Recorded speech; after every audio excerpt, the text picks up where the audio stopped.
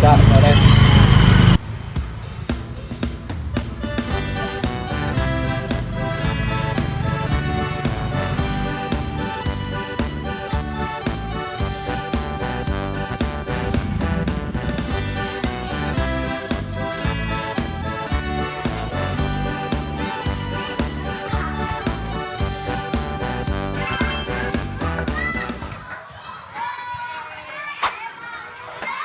Kenapa mukanya kok pada langsung kayak gitu? Ya nih Bu, hari ini mau ada asesmen. Pasti pelajarannya banyak. Oh, jadi gitu. Kalian bosen karena soalnya banyak. Gitu. Ya udah. Yang penting kalian berusaha dulu ya sekarang ya. Sekarang silakan ke kelas dulu masing-masing, oke? Perkenalkan, nama saya Adhiani, salah satu guru sekolah dasar negeri di Kota Bandung. Mendengar keluh kesah murid mengenai asesmen yang monoton, membuat saya berefleksi ke belakang tentang cara saya melakukan asesmen. Seringkali asesmen yang diberikan berupa puluhan nomor dengan jumlah halaman yang banyak, sehingga siswa merasa jenuh dalam mengerjakannya. Untuk mengatasi masalah tersebut, saya mencari inspirasi pada platform Merdeka Mengajar atau PMM, dan juga literatur lainnya mengenai asesmen pembelajaran yang baik untuk siswa di kelas. Pelaksanaan asesmen diagnostik dilaksanakan sebagai langkah awal mengenal siswa. Hal ini dilakukan agar proses pembelajaran dan asesmen berjalan sesuai dengan identifikasi kebutuhan siswa. Hasil dari asesmen diagnostik ini dapat informasi bahwa gaya belajar siswa dominan kinestetik. Untuk mengakomodir kebutuhan siswa tersebut, saya merancang asesmen berbasis games dengan nama BECA, Belajar Cari Kata. Dalam asesmen ini, siswa dibagi kelompok dengan pengelompokan heterogen. Kelompok tersebut bertugas mengerjakan asesmen pada setiap pos yang tersebar di sekitaran sekolah. Adapun soal di setiap posnya dibuat dengan tingkat kesukaan yang berbeda-beda dalam bentuk soal AKM. Semua kelompok memulainya di pos kelas. Pertama-tama, masing-masing kelompok dibagikan lembar RKPD yang berbeda warnanya.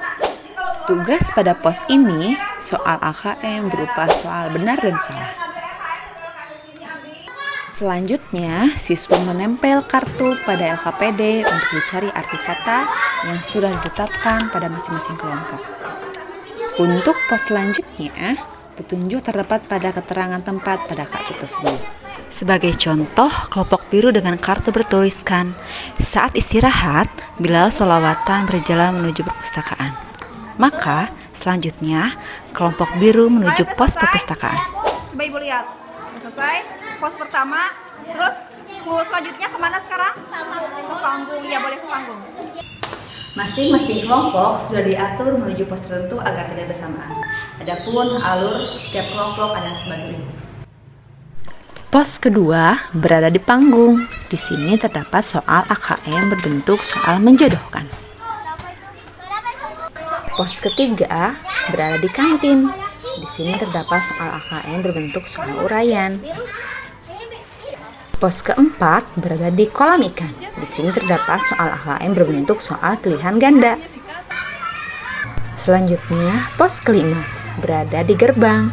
Di sini terdapat soal AKM berbentuk soal pilihan ganda kompleks. Dan pos yang keenam berada di perpustakaan. Di sini terdapat soal online dengan kuisis. Setelah semua kelompok selesai, siswa kembali ke kelas untuk melakukan refleksi.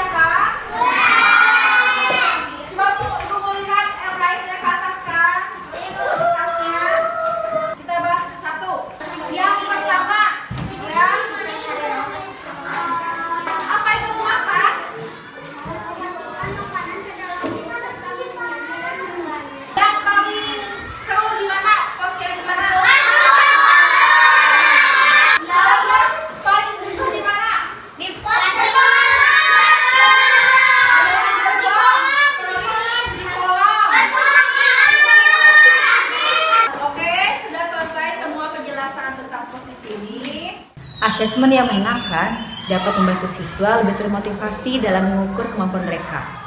Dengan asesmen berbasis game ini, siswa lebih tertantang dengan pencapaian mereka di setiap posnya. Pendekatan yang tepat membuat asesmen menjadi pengalaman belajar yang seru dan bermakna buat mereka. Selain asesmen berbasis games, cara lain asesmen yang bisa dilakukan diantaranya asesmen berbasis proyek, role play, kuis, portofolio, atau siswa diberikan kebebasan untuk menentukan pilihannya dalam melaksanakan asesmen. Adapun asesmen BCA ini bisa digunakan untuk pelajaran manapun. Tinggal modifikasi saja ya Bapak Ibu.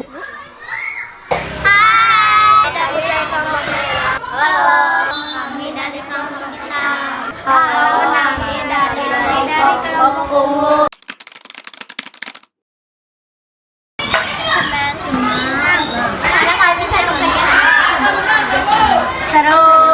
Karena bisa belajar sambil bermain.